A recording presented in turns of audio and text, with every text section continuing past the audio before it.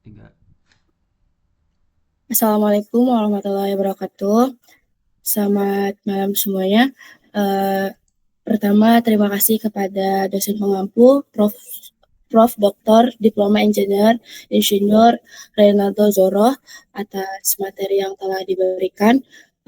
Sebelumnya, perkenalkan nama saya Serli Mutiara Asi dengan NIM 122130012. Eh, Bersertakan anggota yaitu Elvindo Dwi Tama, Muhammad Rio Sapsengko, Muhammad Asi Al-Faiz, Yohanes Christiansen Butar-Butar, Muhammad Ilham. Di sini kami akan mempresentasikan tentang hasil praktikum lapangan di Gardu Induk Sukarame 150 kV. Selanjutnya ada pendahuluan. Di gardu induk ini berfungsi sebagai penghubung antara jaringan transmisi dan distribusi untuk menurunkan tegangan agar penyaluran daya lebih efisien. Keandalannya sangat bergantung pada sistem proteksi yang melindungi peralatan dari gangguan internal maupun sambaran petir. Di Indonesia sendiri, dengan intensitas petir yang tinggi, proteksi petir menjadi sangat penting untuk mencegah kerusakan peralatan dan gangguan sistem. Melalui kuliah lapangan di Gardu Induk Sukarame ini, mahasiswa mempelajari penerapan sistem proteksi petir, menghitung daerah lindung, serta menganalisis efek dalam menjaga keandalan sistem tenaga listrik. Adapun beberapa rumusan masalah yang kami rumuskan, yang pertama ada bagaimana peranan sistem proteksi dalam menjaga keandalan dan keselamatan operasi gardu induk terhadap gangguan sambaran petir langsung. Yang kedua, bagaimana penerapan metode bola gelinding atau rolling spare method dapat digunakan untuk menentukan zona lindung di gardu induk. Yang ketiga, bagaimana analisis, koordinasi, isolasi, dan perbandingan nilai basic insulation level atau BIL antar pelaratan dilakukan untuk memastikan efektivitas proteksi petir. Yang keempat, bagaimana posisi dan efektivitas lightning arrestor dalam melindungi peralatan gardu induk dari lonjakan tegangan akibat sambaran petir baik pada sisi 150 kV maupun 20 kV.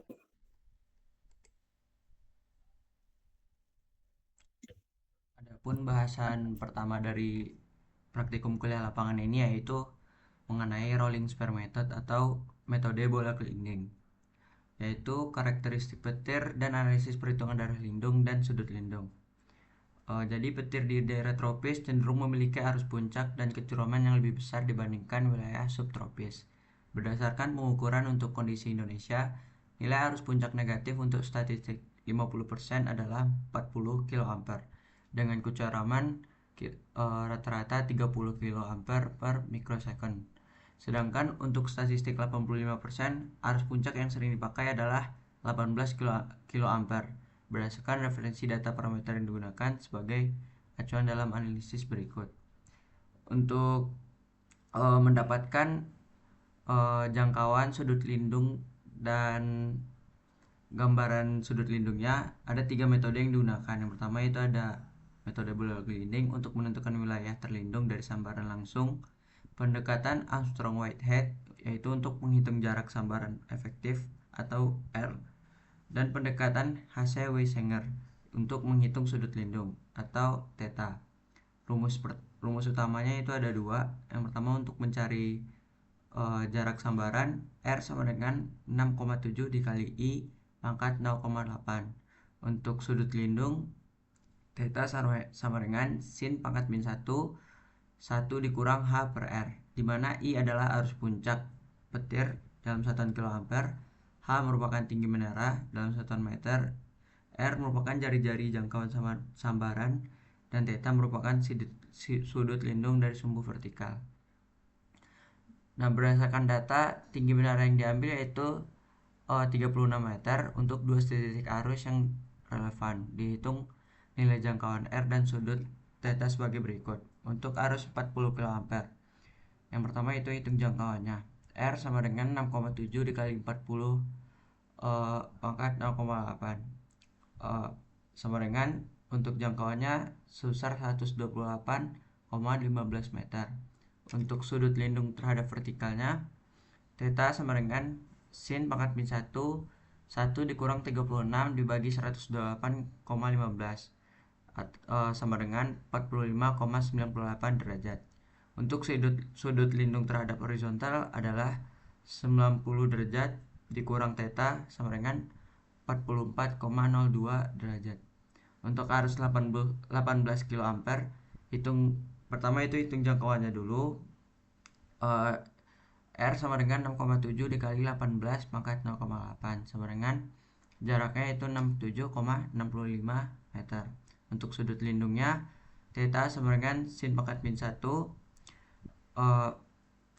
dikurang 36 dibagi 67,65, didapatkan sudut lindung vertikalnya itu 27,90 derajat. Untuk sudut lindung terhadap horizontalnya itu 90 derajat dikurang dari theta, yaitu 62,10 derajat. Next.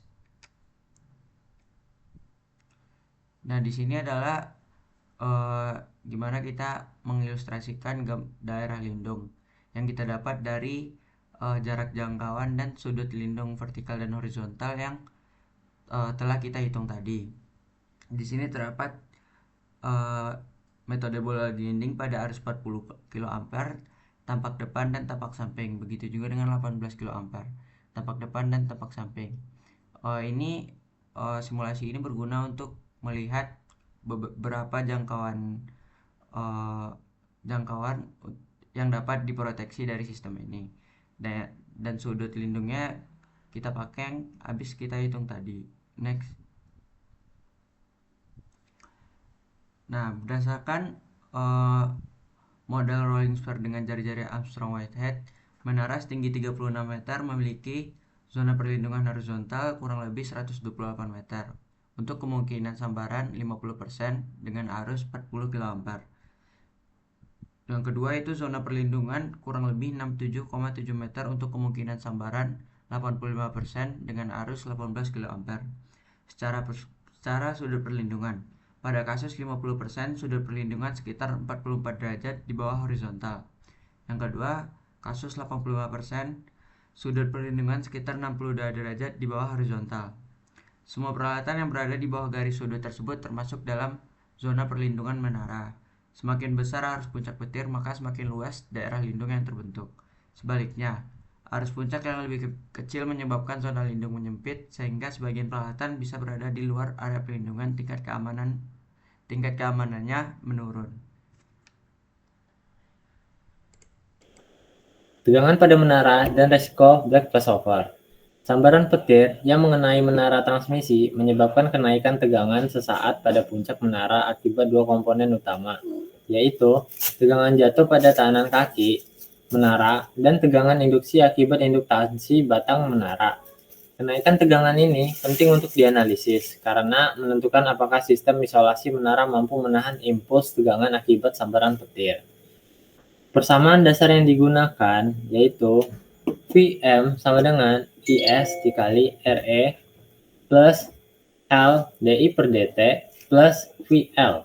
Keterangan, IS merupakan arus petir, RE merupakan tahanan kaki menara, L sama dengan induktansi menara, DI per dt sama dengan laju perubahan arus petir, VL sama dengan tegangan sistem pada kawat pasak.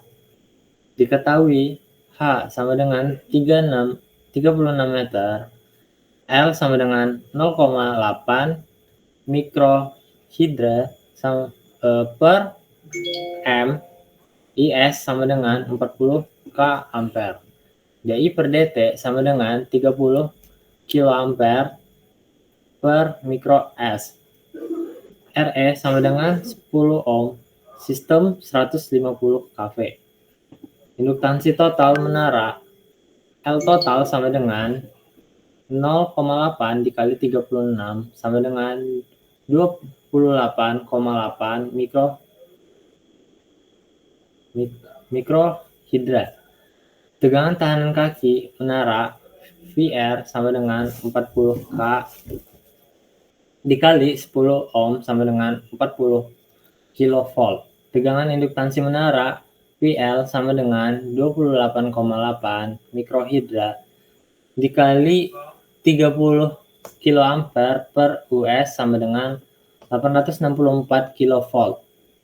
Tegangan total akibat petir Pm sama dengan 400 ditambah 864 sama dengan 1264 kV. Tegangan sistem terhadap tanah PL sama dengan akar 2 per akar 3 dikali 150 sama dengan 120 kV. Total tegangan di puncak menara PM total sama dengan 1264 ditambah 120 sama dengan 1384 kV. Next.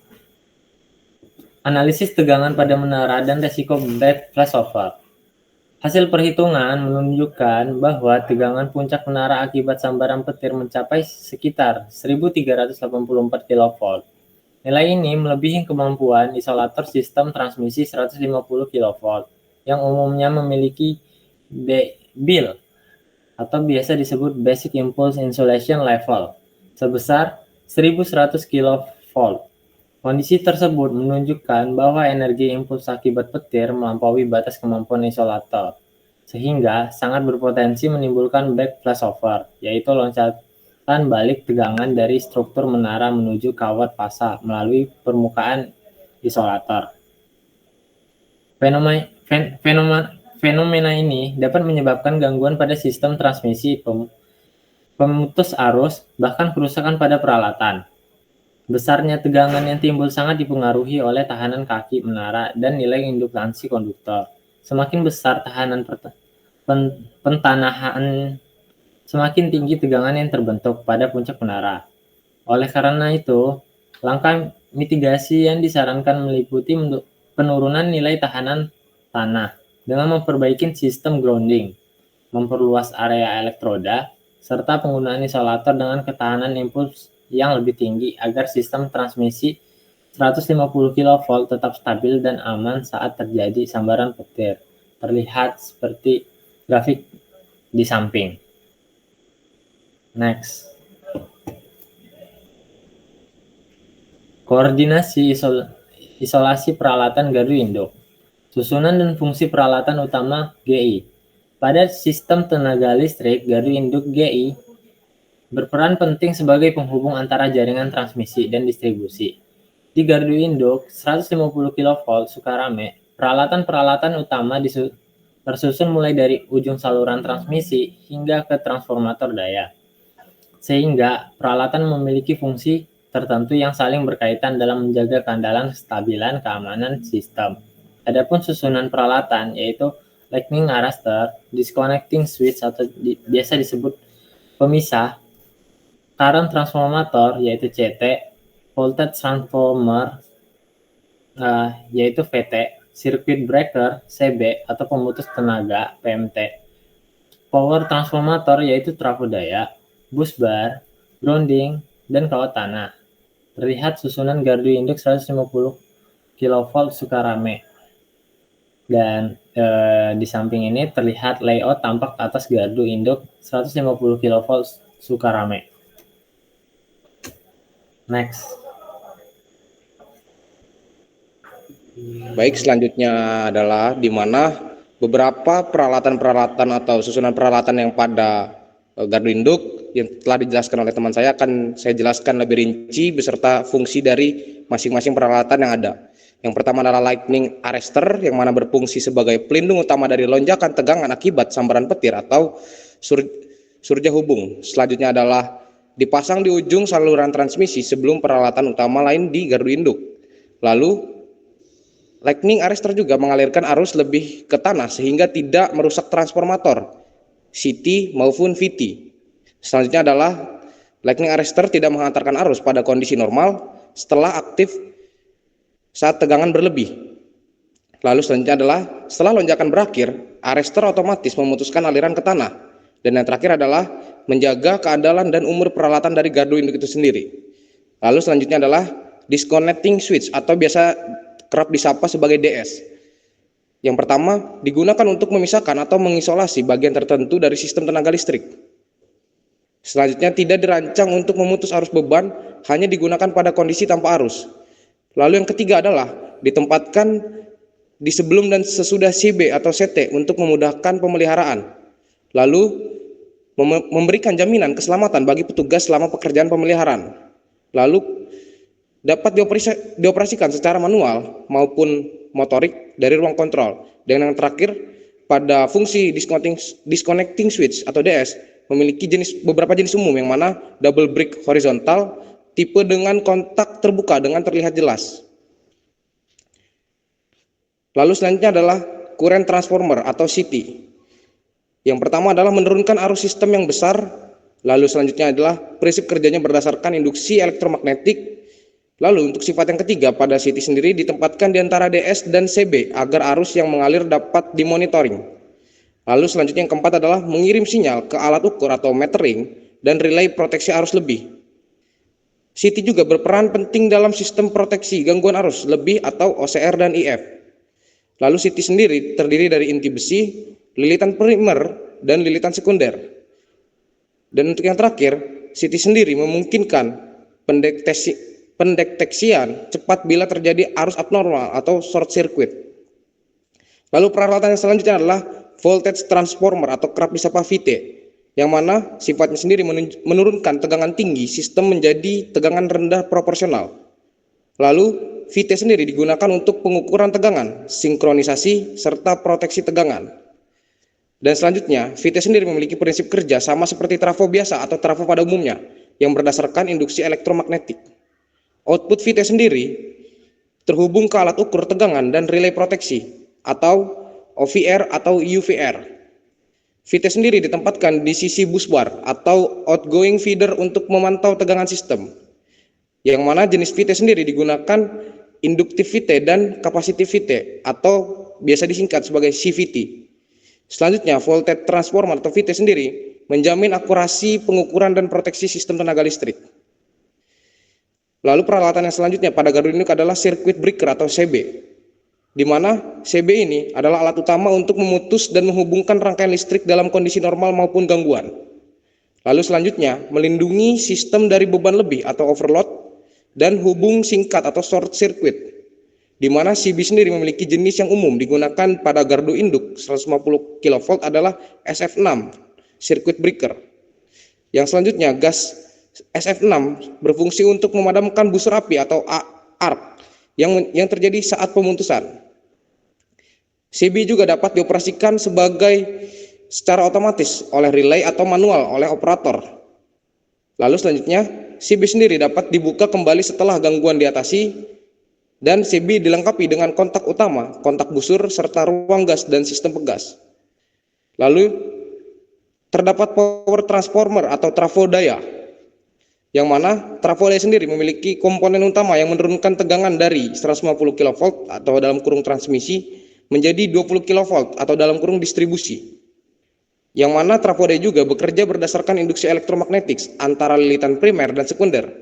Serta trafo daya sendiri dilengkapi dengan sistem pendingin minyak atau oil cooling system untuk menjaga suhu kerja dari trafo daya itu sendiri.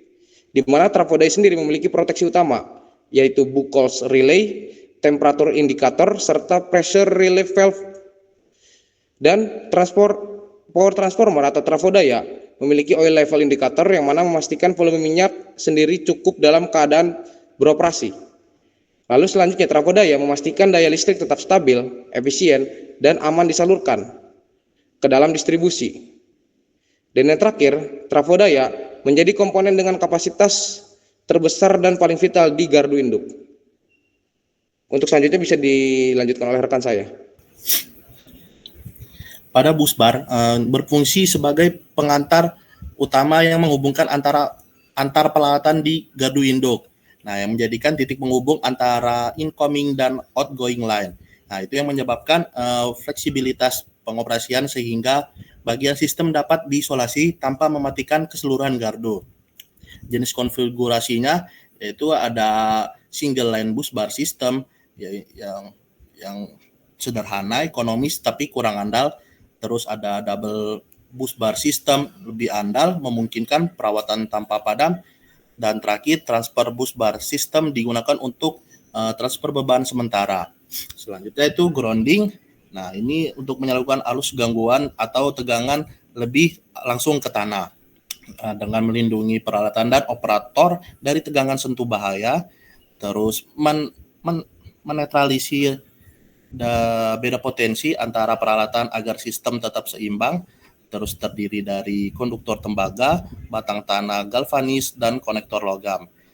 Grounding ini didesain agar tahan terhadap arus petir maupun arus hubung singkat, yang dimana dapat membantu kerja proteksi relay dengan menyediakan jalur arus gangguan ke tanah. Nah, ini menjadikan bagian grounding ini bagian penting dari sistem keamanan dan keandalan GI. Yang selanjutnya ada kawat tanah.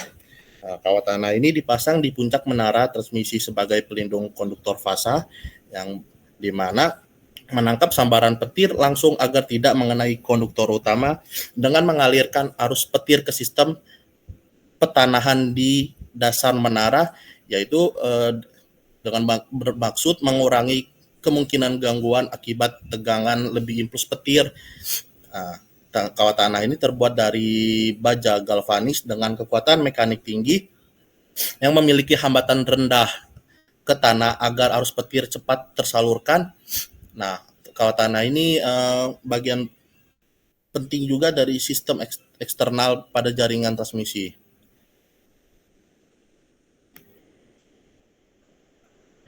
Nah, di sini pada nilai peralatan gardu induk terdapat dua tabel. Yang pertama pada tabel kiri nilai basic insulation level bill gardu induk 150 kV Sukarame, di mana terdapat 12 komponen, yang ada lightning arrestor dengan jarak komponen 3 meter, tegangan kerja 460 kV, dan bill-nya 750 kV. Terus terdapat capacity voltage transformator, disconnecting switch current transformer, yaitu dengan jarak antar komponen 3 meter, tegangan kerjanya 150, dan basic insulation levelnya 750. Selanjutnya ada circuit breaker dan disconnecting switch dengan jarak antar komponennya 12 meter, tegangan kerjanya 150 kV, dan basic insulation levelnya 750 kV. Selanjutnya ada circuit breaker dan current transformer dengan jarak antar komponen 3 meter, dengan tegangan kerjanya 150, dan basic insulation levelnya 750. Lalu ada lightning arrestor dengan jarak 4 meter, tegangan kerjanya 150 kV, dan basic insulation levelnya 750. Ada transformator jarak antar komponennya 50 meter dengan tegangan kerja 150 per 20 kV atau 20 kV, dan basic insulation levelnya 650 kV. Lalu yang terakhir ada kubikel, yaitu tegangan kerjanya 20 kV. Di mana secara ringkas pola pada tabel ini menunjukkan bahwa mayoritas peralatan yang bekerja pada sistem 150 diberi bill tinggi umumnya 750 kV untuk memberikan margin terhadap impuls switching dan petir. Sementara transformator yang memiliki sisa 150 atau 20 kV memiliki nilai bill yang disesuaikan lebih rendah dibandingkan bill peralatan 150 kV. Dan kubikel untuk tegangan rendah memiliki spesifikasi tegangan kerja yang berbeda sesuai fungsinya. Yang pada tabel kanan yaitu parameter dan nilai bill pada menara transmisi 150 kV gardu induk Sukarame, di mana parameternya terdapat 7, yaitu yang pertama kapasitas dengan memiliki saluran bernilai 150 kV, tinggi menara 355 meter, 35 meter, tahanan pentanahan 2,8 ohm, indukansi menaranya 1 mikrohenry per meter, jumlah isolatornya 12 buah, jumlah kawat tanahnya 2 kawat, dan nilai bila 1105 kV. Analisis bill peralatan pada gardu induk. Yang pada tabel pertama, sebagian besar peralatan bertegangan 150 kV memiliki bill 750 kV, yang menunjukkan bahwa standar ketahanan isolator antar komponen dibuat seragam atau terkoordinasi. Lightning arrestornya memiliki tegangan kerja tertinggi 460 kV, namun bila tetap 750 kV. Nah, hal ini menunjukkan bahwa arrestor didesain untuk menyalurkan energi impuls dengan cepat atau merusak tanpa merusak isolasi. Lalu ada power transformator memiliki bill lebih rendah 650 dibandingkan peralatan lainnya.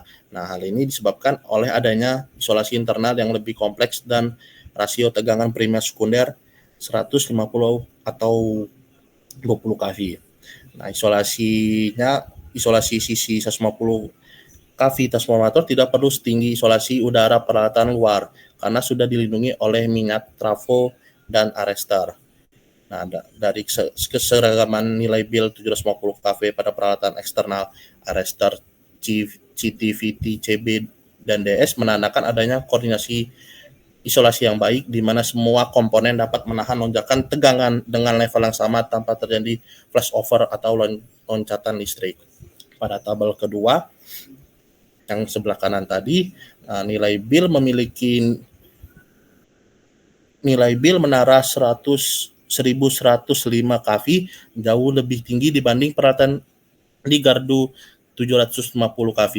Nah, hal ini menunjukkan bahwa sistem transmisi didesain lebih kuat terhadap sambaran petir langsung.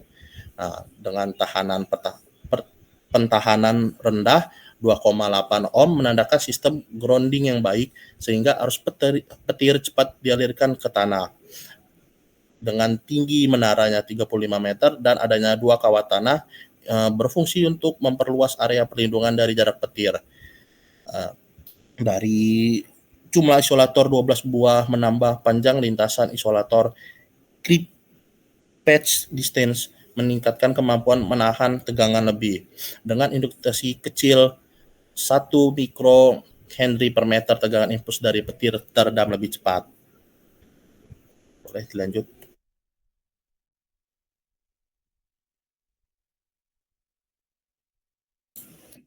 Baiklah, selanjutnya jarak lindung arrestor, di mana arrestor berfungsi untuk melindungi peralatan gardu dari lonjakan tegangan akibat petir atau gangguan switching.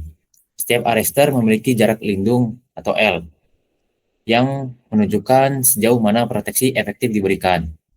Untuk rumus perhitungannya itu ada L sama dengan UT dikurang UA dibagi 2 kali DU DT kali V. Dengan UT itu basic insulation level, terus UA itu tegangan sisa arrestor, terus nilai V itu 300 meter per mikrosecond, terus DU DT itu sama dengan 6000 kV per mikrosecond. Untuk arrestor di depan gardu induk itu nilai UT-nya 750 kV dan UA itu 460 kV. Sehingga untuk perhitungannya itu L sama dengan 750 dikurang UA-nya 460 dikali 300 dibagi 2 kali 6000 sehingga hasilnya 7,25 meter. Dari hasil ini bisa kita analisis bahwa hasil perhitungannya menunjukkan bahwa jarak lindung 7,25 meter, sedangkan jarak aktual itu hanya 3 meter, yang artinya seluruh peralatan berada di dalam zona lindung arrestor.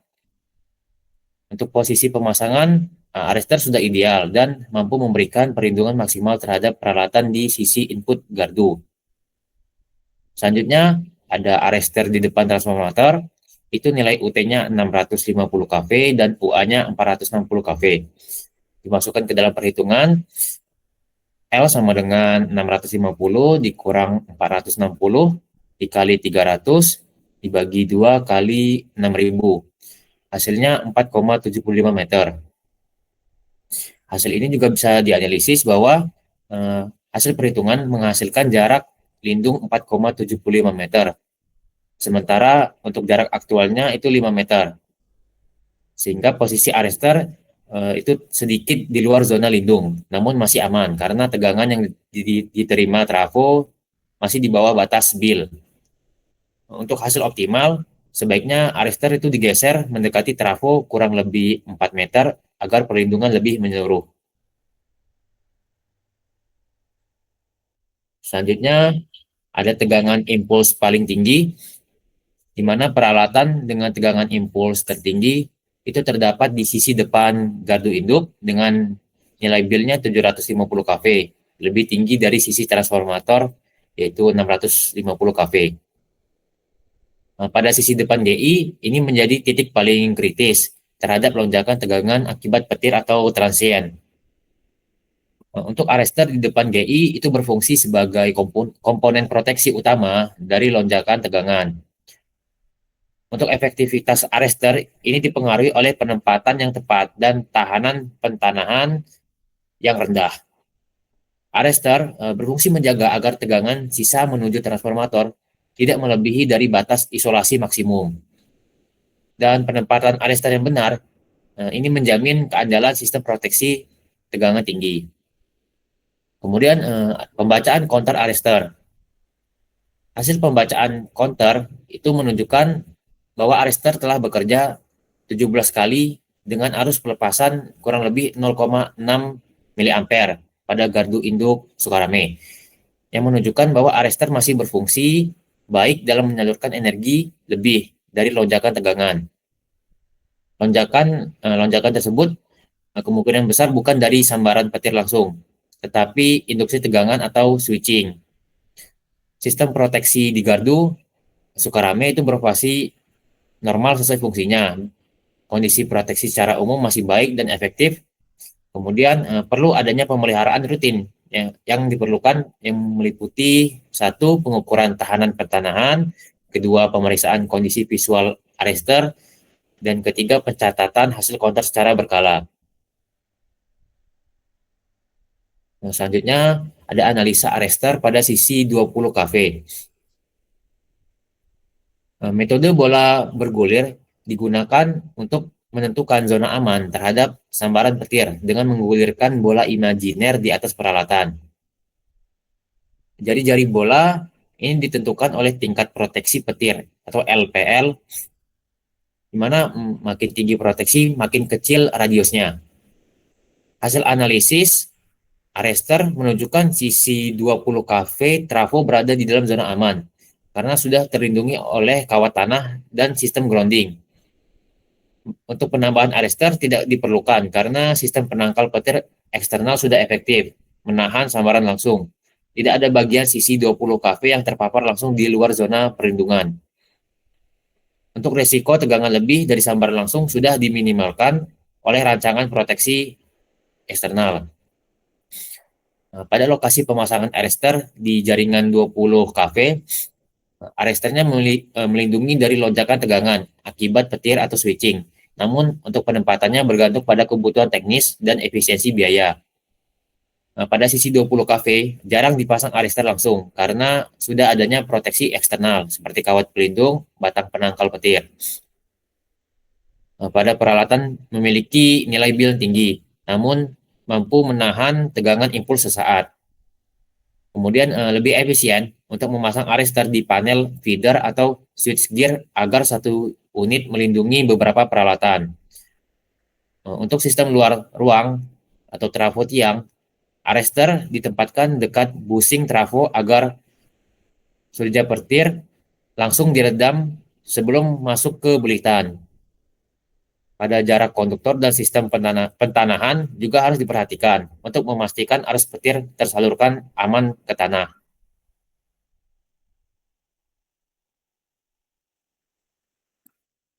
Selanjutnya yang terakhir ada kesimpulan. Jadi bisa kita simpulkan sistem proteksi gardu induk terdiri dari proteksi eksternal dan internal yang bekerja sama untuk mencegah kerusakan peralatan dan menjaga kontinuitas pasokan listrik. Selanjutnya ada analisis metode rolling spare menunjukkan arus petir besar 40 kA memberi zona perlindungan lebih luas dibanding arus kecil 18 kA sehingga bisa membantu menentukan posisi optimal penangkal petir. Yang ketiga ada tegangan puncak menara mencapai 1384 kV kV melebihi BIL menara 1100 kV yang berpotensi menimbulkan flashover sehingga perlu perbaikan sistem pentanahan dan peningkatan margin isolasi. Yang keempat, ada arrestor 150 kV sudah memberi perlindungan memadai, sedangkan arrestor 20 kV cukup dipasang di panel feeder atau dekat bushing trafo untuk efisiensi. Yang terakhir, sistem arrestor secara keseluruhan berfungsi baik dalam meredam lonjakan tegangan akibat petir maupun transient switch sehingga menjaga keandalan sistem proteksi gardu induk. Selanjutnya kita tutup. Sebelumnya kami